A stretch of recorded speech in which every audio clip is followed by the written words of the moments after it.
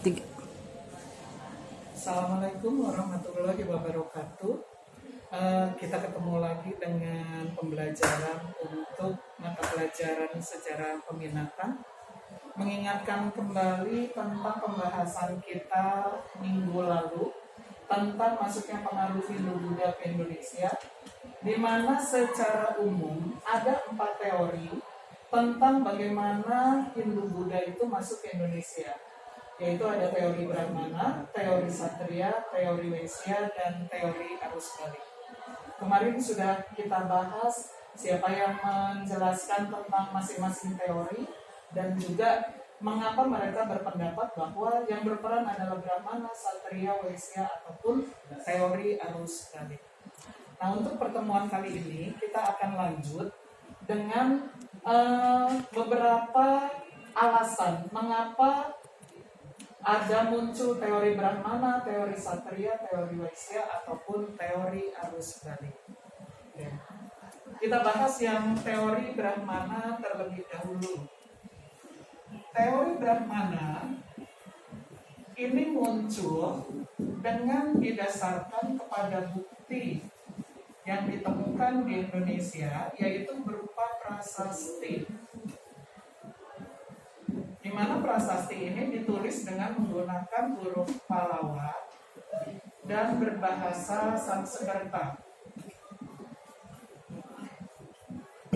Penemuan prasasti dengan menggunakan huruf Pallawa dan bahasa Sanskerta untuk menulis ini menunjukkan bahwa Hindu ke Indonesia itu diperkenalkan oleh golongan Brahmana.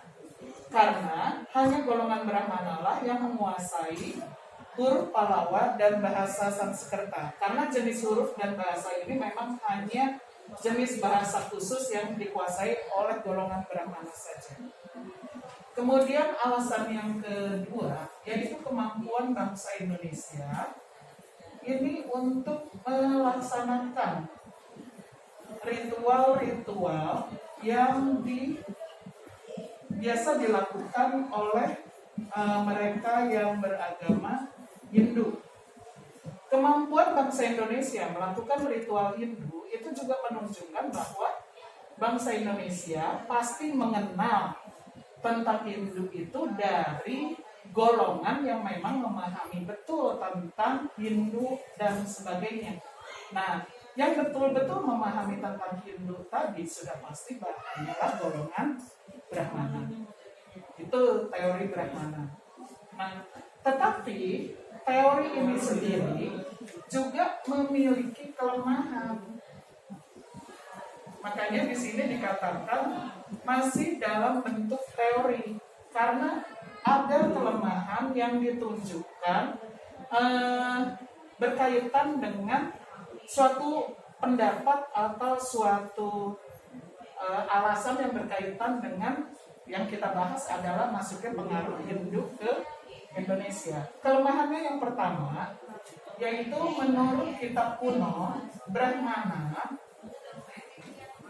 itu tidak boleh bepergian. Tidak boleh bepergian keluar dari India, apalagi sampai menyeberangi laut.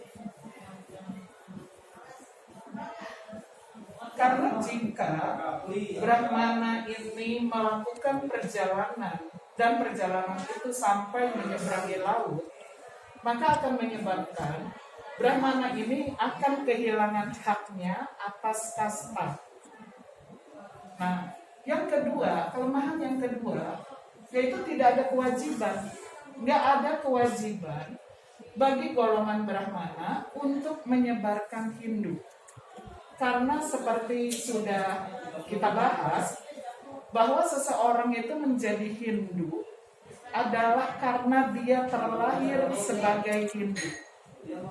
Jadi bukan karena dia ingin menjadi Hindu. Jadi oleh sebab itu Brahmana tidak punya kewajiban untuk menyebarkan Hindu. Nah, oleh sebab itu teori Brahmana ini dianggap masih memiliki kelemahan.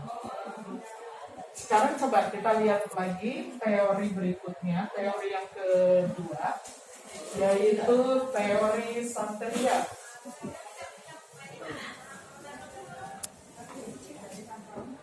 Teori Santeria yang disampaikan oleh Majumdar ini didasarkan pada bukti,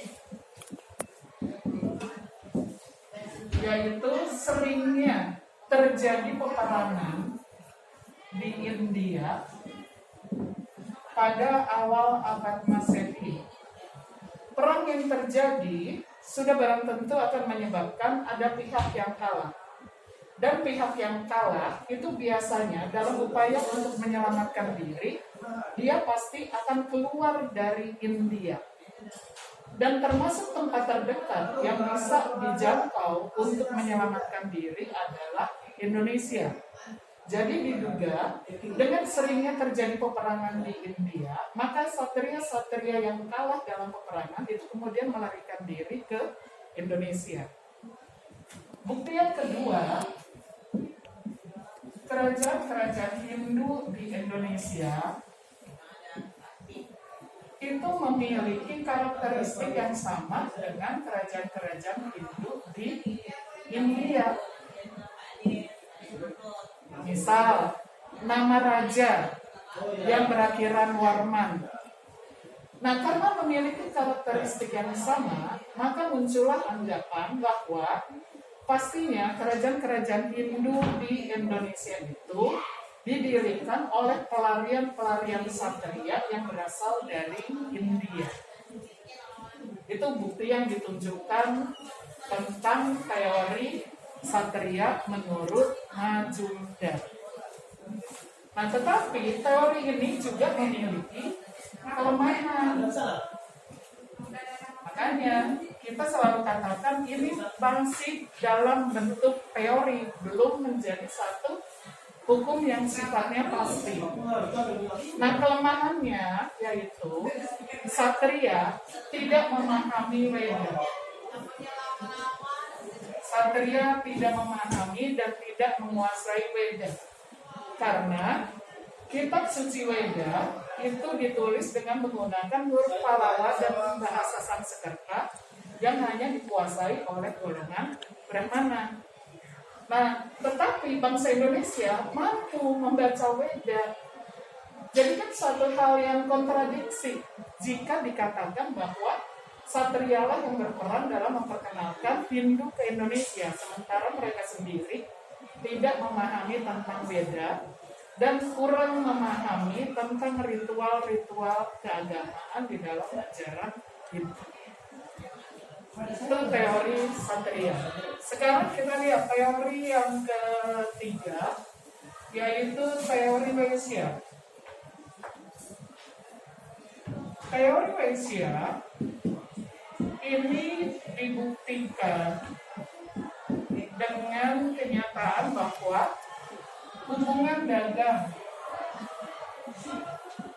antara Indonesia dan India pada awal abad Masehi itu terjalin dengan sangat baik, sehingga muncullah teori Waisya yang mengatakan bahwa Hindu ke Indonesia itu diperkenalkan oleh kalangan pedagang, karena pedagang ini memiliki novel yang cukup luas, termasuk di dalamnya adalah melakukan perdagangan sampai ke Indonesia. Tapi seperti yang kita bahas tadi, yaitu bahwa golongan Waisya ini juga memiliki kelemahan yang paling fatal, yaitu ketidakmampuan Waisya untuk membaca Weda, karena mereka memang tidak memahami huruf Pallava dan bahasa Sanskerta. Yang kedua, kelemahan dari teori Waisya, mereka itu adalah golongan yang berangkat ke Indonesia dengan tujuan untuk berdagang, dan mereka tidak berkeinginan atau berkehendak untuk menyebarkan Hindu, karena mereka sendiri juga kurang atau tidak memahami tentang Hindu. Oleh sebab itu, teori ini pun dianggap masih banyak sekali memiliki kelemahan. Nah, ini pembahasan kita untuk pertemuan kali ini. Untuk pertemuan berikutnya, kita akan bicara tentang teori terakhir, yaitu teori arus balik, di mana pada intinya teori arus balik ini berbeda dengan 3 teori sebelumnya yang menyatakan bahwa orang India lebih berperan, tapi dalam teori arus balik ini justru bangsa Indonesia lah yang paling berperan dalam memperkenalkan Hindu kepada bangsa Indonesia sendiri. Tapi kita bahas dalam pertemuan berikutnya. Assalamualaikum warahmatullahi wabarakatuh.